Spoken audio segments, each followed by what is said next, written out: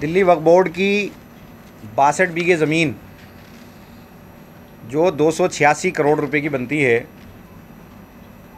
वो चेयरमैन थे मतीन अहमद।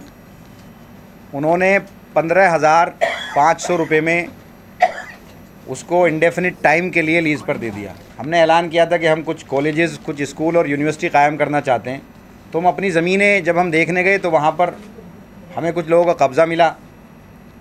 हमने पूछा कि ये तो हमने मतीन अहमद साहब के टाइम में हमें ये मिल गई है, और ये ज़मीन कौड़ियों के दाम पर सिर्फ 25 पैसे स्क्वायर मीटर, उस हिसाब से 62 बीघा ज़मीन 15,500 रुपये की बनती है। वहाँ 46,000 का अगर सर्किल रेट है, आज अगर वहाँ जो सर्किल रेट है वो 46,000 रुपया स्क्वायर यार्ड है, उस हिसाब से ये ज़मीन 286 करोड़ की बनती है। तो मैंने ACB को ख़त लिखा है जिसमें मैंने कहा है कि इसमें इन लोगों ने वक्फ बोर्ड की ज़मीन बग़ैर ज़ाब्तों के, क्योंकि इसमें इंडेफिनिट टाइम के लिए इन लोगों ने लीज़ किया और इसमें उन्होंने कंस्ट्रक्शन की परमिशन भी दी, जो ये दे नहीं सकते। 95 एक्ट के हिसाब से 3 साल से ज़्यादा वक्फ बोर्ड की ज़मीन को लीज़ पर नहीं दिया जा सकता था। कांग्रेस हुकूमत वक्फ बोर्ड को लूटती रही, BJP खामोशी से तमाशा देखती रही। हमारी ज़मीनें लुटती गई, लोग कब्ज़ा करते गए, चेयरमैन अपने हिसाब से अपने लोगों को देते गए, लेकिन BJP ने कहीं भी इस पर सवाल नहीं उठाया। दूसरा वाक़या ये है कि हारून यूसुफ साहब जब यहाँ चेयरमैन नहीं थे, उस वक्त में उन्होंने 8 साल तक हमारे ड्राइवर को रखा, तनख्वाह वक्फ बोर्ड ने दी, और 8 साल तक जब अखबार में ख़बर छपी तो वो वापस आया। वो उस वक्त वक्फ बोर्ड के चेयरमैन नहीं थे। अभी तो ये एक ज़मीन मिली है, ऐसी न जाने कितनी ज़मीनें हैं जो कांग्रेस के टाइम में वक्फ बोर्ड की जगहों पर मॉल बना दिए गए। अभी होटल मैरियोट, एक साकेत में मॉल है, साकेत में 5 स्टार होटल है, वहाँ हमारे कुछ लोग अभी गए थे, और साकेत मॉल भी वक्फ बोर्ड की ज़मीन में, कब्रिस्तान की ज़मीन थी। तो मतीन अहमद की ज़िम्मेदारी बनती थी कि अगर हमारी ज़मीन पर कोई इनक्रोच कर रहा है या कोई होटल बना रहा है, कोई मॉल बना रहा है, तो उसको रोकें, लेकिन इन लोगों ने नहीं रोका। अब हमारे लोग जब वहाँ गए, हमें मालूम हुआ, तो हम लोगों ने वहाँ पता किया कि भाई ये तो हमारी ज़मीन में, तो अगले दिन ACB ने हमें नोटिस भेज दिया।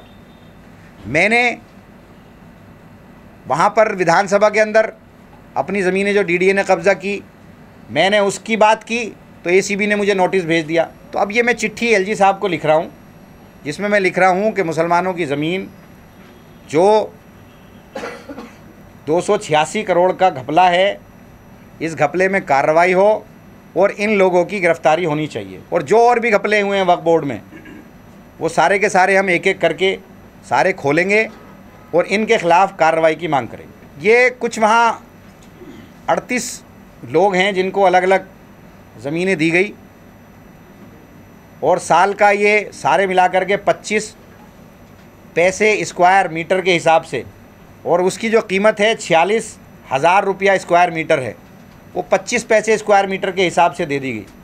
अगर उसका किराया भी ये लोग लेते तो 7 करोड़ 15 लाख रुपया सालाना किराया आना चाहिए था, लेकिन सिर्फ 15,000 रुपया किराया इन लोगों ने लिया।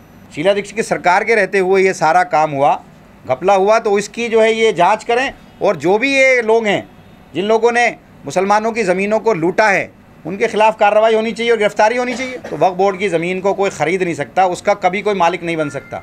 उसने अगर बनाया है तो वो इलीगल बनाया, और इलीगल चीज़ भी हमारी हो जाएगी, वो होटल भी हमारा हो जाएगा, मॉल भी हमारा हो जाएगा। हिंदुस्तान के किसी भी वक्फ बोर्ड में विजिलेंस नहीं है, इंटरनल विजिलेंस नहीं है, हमारा विजिलेंस है।